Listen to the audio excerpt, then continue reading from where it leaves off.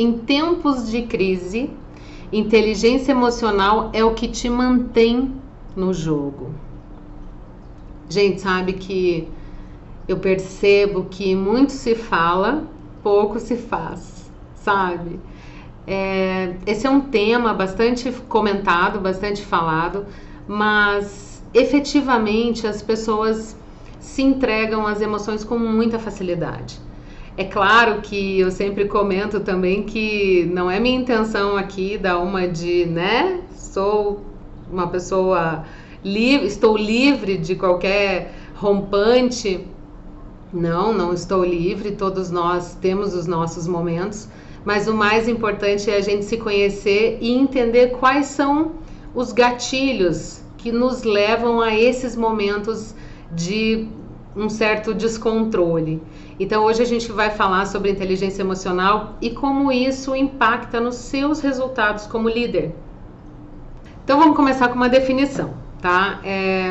Inteligência emocional é o conjunto de 5 habilidades que permite que os melhores líderes otimizem ou maximizem o próprio desempenho e o desempenho da sua equipe. E quais são essas habilidades? Essas habilidades são autoconhecimento, autocontrole, motivação, empatia e destreza social. Já nós vamos falar sobre esses 5 componentes, esses 5 elementos que compõem a inteligência emocional. Mas eu não estou dizendo aqui, tá, gente, que isso exclui as competências técnicas, não é essa a ideia. Agora a gente vai falar somente de como o líder reage às intempéries e tudo que a gente sofre no nosso dia a dia, conduzindo os nossos negócios e conduzindo a nossa equipe. As competências técnicas, o QI, é também de suma importância, mas nem sempre é isso que regula o jogo. A gente tem bastante exemplos, vamos tentar lembrar lá na nossa infância, na nossa adolescência. Nós vamos pensar nos nossos professores, como um professor muitas vezes na frente de uma sala de aula com 30, 40, 50, às vezes até mais alunos dentro de uma sala de aula. Aquilo era um ambiente muito desafiador, né? É até hoje. Mas eu tenho mais de 40 anos e se você tem mais de 40 anos, você vai fazer uma identificação comigo. Eu lembro com muito carinho de alguns professores, porque eu percebo que mesmo que naquela época esse assunto não era tão comentado, né? Isso não estava em evidência, mas eu lembro de alguns professores que conseguiam manter a linha, mesmo quando tudo parecia um caos absoluto. E quando eu me lembro disso, eu me inspiro em alguns desses professores, e quando a gente percebe uma situação que está fugindo um pouco de controle, você pensa, pera, eu sou aquela pessoa que vai acalmar ou aquela pessoa que vai sair correndo, ou aquela pessoa que vai entrar em pânico ou que vai gritar? Não, as pessoas esperam um outro posicionamento da liderança. Então hoje a gente vai navegar aqui em cima desses 5 componentes e vamos ver o que a gente tem sobrando, o que está faltando, quais são os pontos que precisam ser equilibrados, e a gente vai fazer essa viagem juntos aqui. Então, essas 5 habilidades que começam com autoconhecimento, eu estou numa jornada já tem algum tempo, sabe? Eu comecei com alguns cursos. Eu fiz o curso do Dale Carnegie, depois eu fiz um curso de Enneagrama, porque eu queria entender a minha personalidade e o meu estilo de liderança. Eu tenho 2 vídeos que eu falo bastante sobre estilos de liderança e como eu fiz algumas descobertas. Então hoje aqui a gente vai focar, vamos mais superficial. Mas vamos lá. Para você dominar suas emoções, você precisa se conhecer. Como que você vai querer dominar uma situação se nem você mesmo sabe como você vai reagir perante situações inesperadas ou situações onde requer mesmo um certo sangue frio, né? Então você precisa fazer essa jornada interna e pensar, ok, quais são as coisas que acontecem no meu dia a dia que eu sinto que me tira do eixo, né? Você começa a perceber um certo padrão. Vamos dar um exemplo. Eu percebo na minha operação, no meu restaurante, que tem uma coisa que é desafiador para mim, que eu fico nervosa, eu tenho que fazer um esforço extra para conter o meu ânimo ali de dar uma explosão, que é quando o funcionário falta sem justificativa e não atende telefone e não entende, ele simplesmente se retira da batalha. Isso é um desafio para mim, porque eu gosto de jogar muito limpo, esse é o meu estilo de liderança. Então, se esse funcionário ele entra em contato com a empresa, ele explica os motivos dele, ainda que não seja um motivo, vamos dizer assim, lícito, né? A gente trabalha com uma equipe muito jovem e, eventualmente, esses jovens, eles querem fazer coisas que os jovens gostam de fazer.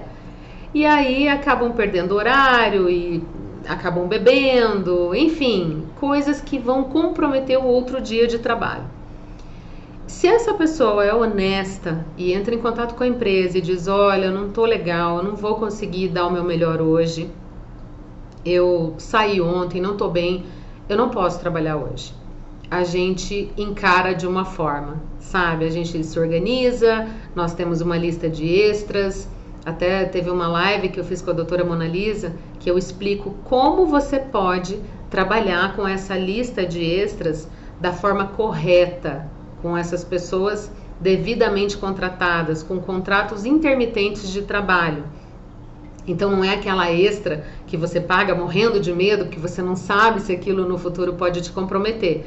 Não, é uma lista de pessoas que não trabalha para você no dia a dia, mas que está disponível para trabalhar nos finais de semana ou nos seus dias de movimento.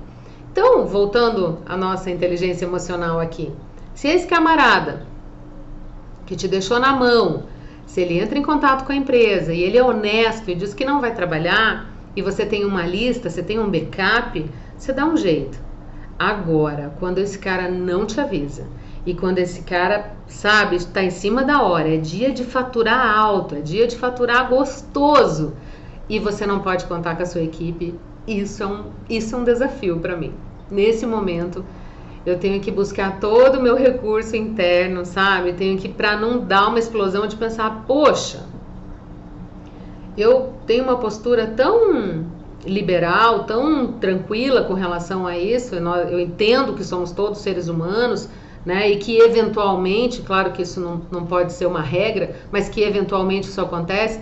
Poxa, por que essa pessoa não teve essa mesma consideração comigo, né? Por que essa pessoa não teve essa empatia, que é um outro componente aqui da inteligência emocional? Então, para mim, esse é um desafio. E você vai me acompanhando e vai pensando quais são os pontos aqui onde pega para você, onde dá aquela beliscadinha, aquela dorzinha. Então, o autoconhecimento é a capacidade de fazer autoavaliações realistas, aquela pessoa que tem essa sede de críticas construtivas, aquela pessoa que quer se desvendar e está disposta a ver as coisas boas e as coisas ruins. Porque não tem ninguém, né, gente, só bom e ninguém só ruim. As pessoas têm características boas e características ruins. É claro que a gente torce sempre para as características boas pesarem mais do que as características ruins. Mas, deixa eu dar um exemplo que acontece muito em restaurante, que eu percebo que alguns donos de restaurante perdem a cabeça, é aqui. Sabe quando um gerente, um dono de restaurante aborda um cliente e pergunta como foi a experiência dele, se ele está feliz, se ele gostou? E aí esse cliente aproveita aquele momento, enche o peito e fala, não gostei, não estou satisfeito, fui mal atendido, a comida não estava boa ou a comida estava fria, enfim, ele abre o jogo, ele fala o que ele está pensando. E aquele dono de restaurante, naquele momento, ele vai sentindo aquele calor que vai subindo aqui no pescoço e vai deixando ele corado, e ali ele começa a dar sinais de quase perder o controle. E ele escuta e ele tem um determinado momento que ele para de ouvir o cliente e já está pensando, maquinando quais são as respostas. né? Então ele está no modo reativo, ele está naquele modo luta ou fuga, pensando ou é eu ou é ele. E dali para frente não vai sair nada de bom. Por quê? Porque ele não se conhece, então ele não se preparou para essa situação anteriormente. E naquele momento que o cliente está dando um presente, muito embora tem cliente que não fala assim carinhosamente, mas aquele cliente está te dando um presente, está te dando um feedback. E aí você, naquele calor, naquela emoção, acaba não sabendo receber aquela informação preciosa do cliente. Então esse cara é um cara que ainda não se conhece, não sabe quais são os gatilhos, né, que leva ele a ter esse descontrole, enfim, esse blush aí, essa coisa que vai subindo, vai ficando o pescoço vermelho, o rosto vermelho. A gente percebe, é nítido, sabe? Nosso corpo fala, então não adianta, às vezes a fala é polida, mas o corpo dela, as reações dela, a cor dela muda. Então o cliente percebe que ali houve um certo descontrole. Então o próximo componente, o segundo componente é o autocontrole, né? Então, seguindo nesse mesmo exemplo, se esse cara se conhece, se ele sabe que nos momentos em que ele está recebendo aquele feedback, ele toma como pessoal, então ele tá naquele estilo passional da coisa, ou você tá comigo ou você tá contra mim, e o cliente não tá contra ninguém, né, gente? Quando ele não gosta de você, ele não tá contra você, ele só vai embora. Ele vai comer no vizinho, ele vai comer no seu concorrente. Então a gente tem que tentar tirar essa coisa passional, sabe? Essa coisa que nem nos relacionamentos amorosos faz tanto sentido, né? Porque sempre que a gente deixa essa emoção negativa tomar conta, normalmente não sai coisa boa dali, né? Normalmente dali pra frente é ladeira abaixo. Então esse cara que tem esse autocontrole, que já conhece os gatilhos, né? Que se conhece, ele pensa antes de agir, ele tenta bloquear aquela emoção naquele momento.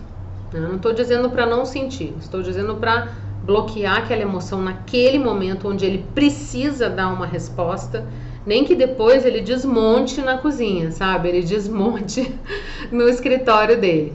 Mas ali, naquela situação, na presença do cliente, a sua equipe espera uma atitude calma, serena, tranquilizadora, apaziguadora sua, e não alguém que fomenta o caos, que fomenta a discussão, a briga, enfim. Então, o autocontrole é esse cara que evita pensamentos precipitados e que pensa antes de agir. Então, ele conduz assim, ele não significa que ele não tenha emoção, sim, ele tem a emoção, ele só não transparece. Ele segura ela lá dentro, não deixa subir aquele rubor, aquela coisa, né, que você percebe que a pessoa está prestes a explodir.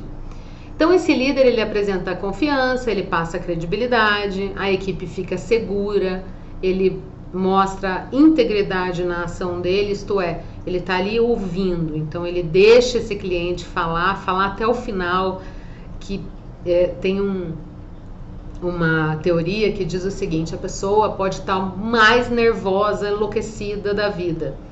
Se você deixar ela falar, se você não interromper ela, e se no final da fala dela você falar mais baixo que ela, você assumir essa posição apaziguadora, a tendência é que essa pessoa também vai seguir o seu ritmo. O que acontece é que o ser humano, a gente funciona, se a gente não se conhece, se a gente não tem autocontrole, a gente quer falar mais alto, você quer falar mais alto e ficar mais alto, e a coisa vai tomando essa proporção, assim, é muito ruim, né? Mas se a gente estudar a fundo e se a gente perceber que essa é uma reação péssima para os negócios e que esse cliente, ele pode até se calar naquele momento mediante os seus argumentos, mas quando ele sair dali e ele contar essa situação para alguém, ele ainda vai arrumar uma legião de apoiadores para ele, onde você vai ficar na posição de vilão, ainda mais do mal ainda. Então, o grande lance é se controlar mesmo e buscar esse autocontrole. Tem um exemplo que eu anotei aqui também que eu gosto de dar quando eu estou fazendo algum treinamento, principalmente para gerência, é que é quando as coisas vão mal que a gente percebe, que a gente separa, né, os líderes, o cara que tem essa veia de liderança, daquele cara que lidera com o chicote na mão. É quando tudo desaba mesmo, é que você percebe na atitude dessa pessoa, se ali você tem um líder que vai carregar a sua equipe com carinho e com empatia, né? Tem uma situação que eu gosto de exemplificar, que é a seguinte, acho que eu até já comentei isso em algum vídeo. Vamos pensar num delivery que deu muito errado. Uma família fez um pedido e aquele pedido saiu já atrasado do restaurante e chegou, sei lá, com 1h30 de atraso na casa do cliente. Aí o cliente tem aquela primeira quebra de expectativa, né? Poxa, não chega nunca. Mas tá, chegou.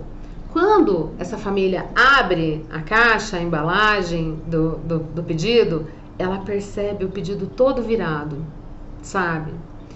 E aí aquele pai de família vendo os filhos com fome, a esposa com aquela cara de achando tudo péssimo, ele passa a mão no telefone, ele liga no restaurante, ele diz: escuta, minha família tá com fome, esse pedido chegou atrasado, essa comida tá toda virada. E aí ele esbraveja ali, e aí alguém do outro lado escuta aquilo tudo e fala: senhora, a gente tá mandando um outro pedido, só um minutinho, já vamos resolver, tal. E tenta resolver com o cliente. Quando esse funcionário que recebe essa reclamação no telefone, quando ele vai passar para o gerente dele ou para o proprietário, ele já carrega uma emoção na voz. Ele já conta aquilo como se o cliente tivesse exagerado, sabe? Falado ainda coisas a mais, coisas para agravar a situação e não coisas apaziguadoras. Aquele gerente pega aquela informação que já chegou mais inflamada para ele ainda e entra na cozinha e sabe, e dá uma explosão com o pessoal da cozinha. Depois ele vai para a copa e pega o pessoal da copa e fala: onde que já se viu, isso não pode. E, enfim, e ele faz todo um auê dentro do restaurante e desestabiliza a equipe para o resto da noite. Gente, a partir daquele atendimento é ladeira abaixo. Não vai melhorar. Aquela equipe não vai pegar aquilo e falar assim: nossa, agora nós vamos arrebentar. Agora nós vamos arrebentar de vender. Eu vou vender sobremesa, eu vou vender adicional, eu vou fazer essa entrega com, sei lá, 30 minutos. Entende? Isso não vai acontecer. É o contrário. Essa equipe vai ficar tão desmotivada e tão insegura que a partir dali ela vai cometer ainda mais erros até o final do plantão. Então, pensando com a cabeça fria de quem está aqui dando uma aula, dando dicas, né? Claro que no momento, às vezes a coisa, como eu falei, um recebeu informação que inflamou ainda mais, que passou para outro, que em vez de apaziguar, inflamou ainda mais e despejou tudo aquilo na equipe. Claro que eu contando aqui, a gente está de fora da situação, né? Ouvindo, transmitindo, parece mais simples, que na hora realmente dá um calor mesmo, né? Dá essa coisa de quase deixar a emoção transbordar. Mas eu te digo que isso no mundo dos negócios não cabe. Claro que foi um evento que tem que ser tratado, tem que ser chamado a atenção, tem que desenrolar, saber em que ponto que foi cometido o erro, tal, aparar as arestas ali, não deixar isso acontecer mais. Mas não é no meio do plantão, não é na hora do rush que você vai resolver isso. Não é despejando, destruindo emocionalmente a sua equipe que você vai conseguir fazer a sua equipe trabalhar melhor, fazer a sua equipe trabalhar mais concentrada, evitando o erro, sabe? Então, fica aí a dica, fica de olho, porque esse tipo de atitude não te aproxima de aumentar os lucros. Essa atitude te afasta de melhorar o seu resultado, né? Mas vamos passar para o terceiro componente que compõe a inteligência emocional, que é a motivação. Para ter motivação, a gente precisa estar apaixonado pelo nosso trabalho. E isso tem que ser uma coisa que transcende o salário e o status, né? Porque eu já tive funcionários, olha que engraçado, eu já tive funcionário que era muito habilidoso, que tinha assim, nossa, uma super expertise na cozinha, e aí eu achei que essa pessoa podia passar para a produção, né, a produção de recheios, por exemplo, e dei uma promoção para essa pessoa e essa pessoa não sabia se comportar no novo cargo e acabei perdendo esse talento. Então, a paixão pelo trabalho, ela transcende o status e transcende o salário. Muitas vezes a gente dá um cargo para alguém porque você quer demonstrar que você valoriza aquela pessoa e você quer mostrar que na sua empresa é possível ter essa... Como é que chama isso? Me fugiu o nome agora. Esse plano de carreira. Então, você quer mostrar que é possível, que ele não precisa sair da sua empresa para ele ascender, que ele pode ascender dentro da sua empresa mesmo. Mas a gente comete esse erro porque a gente não percebe que a paixão daquela pessoa era por executar aquele trabalho, aquela tarefa específica que ela fazia tão bem. Então é difícil, né? É difícil ter essa leitura de quando que a pessoa está realmente preparada e se ela quer mudar de cargo, se ela quer ascender. Esses líderes que são esses automotivados, esses caras que têm um otimismo inabalável, incansáveis, eles são difíceis de achar, mas eles existem, sabe? Geralmente, via de regra, o cara motivadão lá, o cara que não desiste é o dono do restaurante. Mas eu tenho orgulho de dizer que eu tenho uma gerente que ela é muito motivada e ela é muito alegre. Sabe aquela pessoa que, não sei, ela tem uma alegria dela. Então ela já chega maquiada, sabe, com o cabelo bem preso, e aí ela tem várias polos, né, de uniforme. Então tem dia que eu percebo que ela gosta de usar um colorido, no outro dia ela tá com a branca, outro dia ela tá com a preta. Enfim, ela é esse líder, né, essa líder automotivada.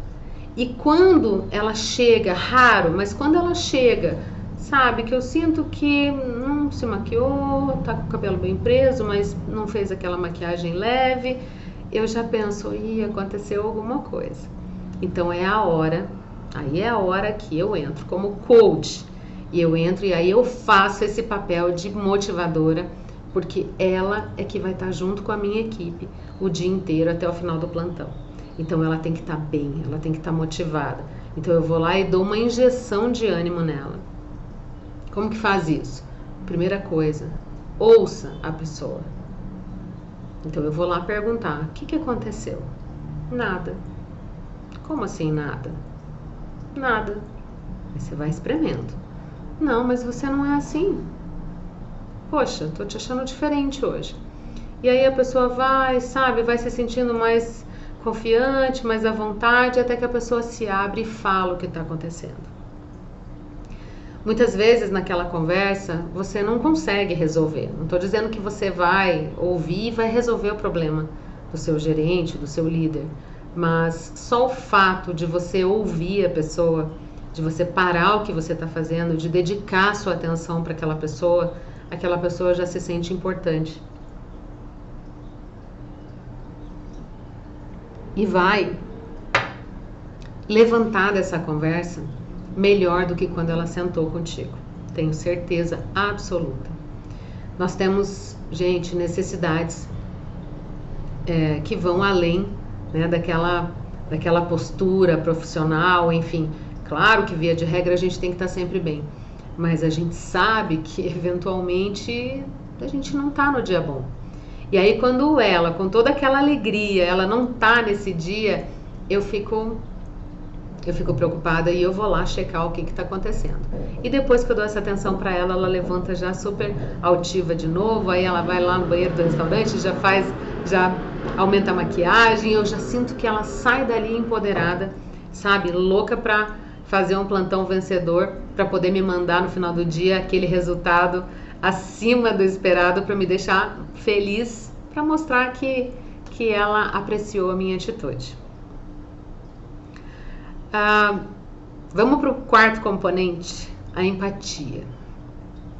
Empatia, vou até ler aqui o conceito, é a capacidade de entender a estrutura emocional das outras pessoas e ter a habilidade de tratar os outros de acordo com as reações emocionais de cada um. As pessoas pensam que sabem o que é empatia, mas nem sempre sabem, né? Empatia não é somente você falar assim, escutar o outro e falar assim, coitadinho. Não. Empatia é você entender a estrutura emocional daquela pessoa, de pensar assim, poxa, essa pessoa reagiu dessa maneira por quê? Porque esse é o mapa de mundo dela. É assim que ela enxerga o mundo.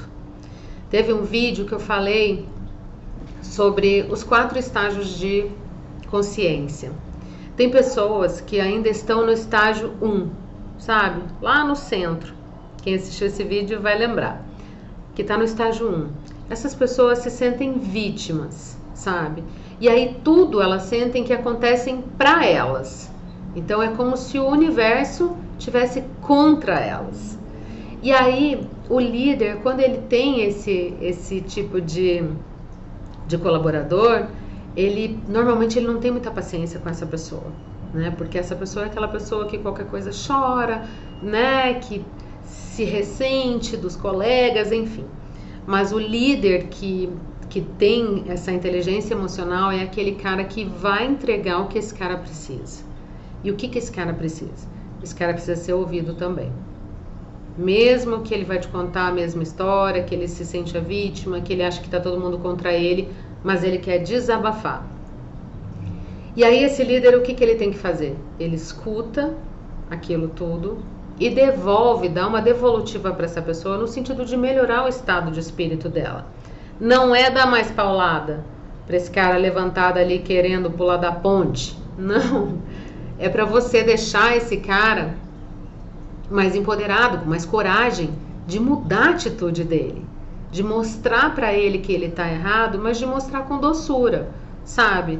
É muito difícil, tem uma frase do Dale Carnegie que eu adoro, que diz o seguinte: a única maneira de você...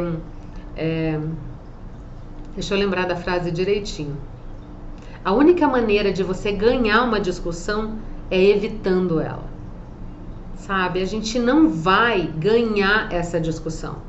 Pode ser naquele exemplo do cliente, pode ser como naquele exemplo. O cara ele pode até se calar naquele momento, mas quando ele sair dali, quando ele se sentir seguro com alguém, ele vai contar essa história. E ele vai contar na ótica dele, sob a perspectiva dele. E aí ele vai se vitimizar ainda mais e a tendência é que as pessoas vão querer, sabe, salvar essa pessoa. E aí você cria uma legião de pessoas contra o seu posicionamento, a sua loja, seu restaurante, enfim. Então, de novo, ninguém ganha com isso. A gente não está aqui para provar um ponto de vista. Esse líder que tem essa característica da empatia bem trabalhada, vamos dizer assim, é um cara que retém os talentos na empresa, sabe? Ou o dono de restaurante que tem isso, ele retém as pessoas. Por quê? Porque ele sabe se colocar no lugar dos funcionários. É como aquela história que eu contei do jovem, que eu sei que saiu e que eventualmente tomou umas e que não vai conseguir trabalhar no outro dia. Gente, eu não estou aqui fazendo apologia nenhuma, mas eu quero dizer que eu também já fui jovem. Eu não acho um absurdo as pessoas se divertirem. Eu acho que o divertimento, ele faz parte da vida. Ele não pode estar acima do trabalho e tudo mais, mas ele faz parte. Quem trabalha com jovem tem que estar com isso bem internalizado, porque fatalmente isso vai acontecer. Se você quer evitar esse tipo de coisa, você tem que ter uma equipe mais madura, uma equipe mais velha, que não vai faltar o trabalho porque saiu no sábado à noite, né? Aliás, o dia que eu mais tenho problema, não sei você, comenta Comenta aqui comigo. Qual é o dia que a tua equipe resolve pilantrar comigo? O meu dia internacional da pilantragem é o sábado, porque os jovens saem na sexta, tá? Não é no sábado, não. No sábado saem os casados, as famílias. Os jovens saem na sexta. Os jovens, eles querem evitar a família, a criançada correndo no meio do restaurante, dos bares. Então, os jovens saem na sexta-feira e no sábado, que é um dia forte de venda, eu tenho sempre esse probleminha que eu tenho que recorrer àquela minha listinha dos meus extras. E por fim, a destreza social. Destreza social, gente, é a habilidade de administrar as relações. Tanto as relações internas, né, como as relações externas. A destreza social é o que nos faz ter aquele relacionamento bacana com fornecedores, sabe? Quando aquele fornecedor, cara, ele dá um jeito, mesmo que você esqueceu de fazer pedido e tá fora da rota, ele dá um jeito de te entregar. Aquele fornecedor que, se for preciso, ele pega o carro dele e vai levar para você o seu pedido. Isso é destreza social. Destreza social é quando você liga para um extra e fala, cara, eu preciso de você. E essa pessoa fala assim para você, Kênia, poxa, mas hoje eu tô aqui na casa dos meus pais, eu vim jantar na casa dos meus pais, tal. E aí você fala, cara, mas hoje eu preciso muito de você. Quebra meu galho. Você sabe que você pode contar comigo. E essa pessoa pensa um pouquinho e fala, tá bom, eu tô indo. E dali 15 minutos, aquela pessoa chega loucamente, cadê uma camiseta, cadê um uniforme? E entra para socorrer a equipe. Isso é destreza social. Componente fundamental, né, gente? Fundamental para quem quer ter um negócio de sucesso, um negócio que vai perpetuar muitos anos no mercado. E para finalizar, gente, essa destreza social, essa empatia, né, todos esses componentes, o autocontrole, o autoconhecimento, você não constrói do dia para a noite. Isso é uma construção, às vezes, de uma vida toda. Então, eu acredito que um jovem, sim, possa ser gerente e que um jovem possa ter essas qualidades, mas eu acredito muito que é preciso ter uma certa experiência. E nos meus estudos e tudo que eu já li a respeito, porque eu estudo o perfil da minha galera, da galera que eu contrato, as pessoas começam a ter mais maturidade após os 24 anos. Então, para você colocar um gerente, para você ter uma pessoa na liderança, essa pessoa tem que ter passado pelo menos essa curva, sabe? Já ter passado dos 24 anos, porque é aos 24 anos que existe a maturidade mesmo na cabeça, no neocórtex, sabe? Que você desenvolve completamente a capacidade de empatia. Tem estudos que dizem que os filhos só conseguem entender os pais e que a relação melhora muito com os pais após os 24 anos. Então fica a minha dica final aí, que se você vai colocar alguém na liderança, se você já tem essa pessoa jovem aí que se destaca, se esse cara ainda não tem 24 anos, talvez seja o momento de você esperar mais um pouquinho, mas não vai perder esse cara, tá bom?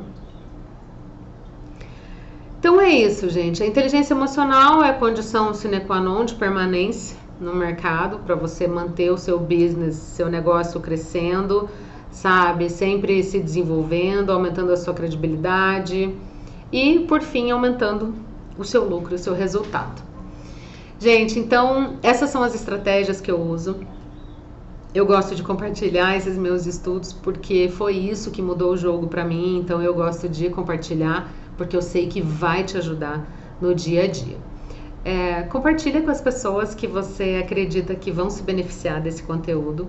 Curte o meu canal no YouTube, curte o vídeo em si, porque isso ajuda a mostrar para o YouTube que o meu conteúdo é relevante e que vai ajudar outros donos de restaurante. Então isso ajuda a pulverizar isso no mundo, no Brasil e no mundo. Entra para o meu canal do Telegram, lá eu faço umas enquetes e mando alguns materiais exclusivos lá. Gosto de ir lá, é um lugar que dá para dar uma estreitada no relacionamento. Essa série vai até quarta-feira, amanhã eu tenho uma live com a Olga Cha. Ela me ajudou em vários exercícios, vários anos a fazer o planejamento estratégico da minha empresa. E amanhã a gente vai ensinar um passo a passo como você pode fazer o planejamento estratégico da sua empresa e colocar o seu negócio para render ainda mais, sabe? Para descobrir onde você está, onde você quer chegar, descobrir a sua missão, sua visão, seus valores. Mas tudo isso a gente vai conversar amanhã nessa live às 18 horas, dia 23, com a Olga Cha. Tá ok? Eu espero ter contribuído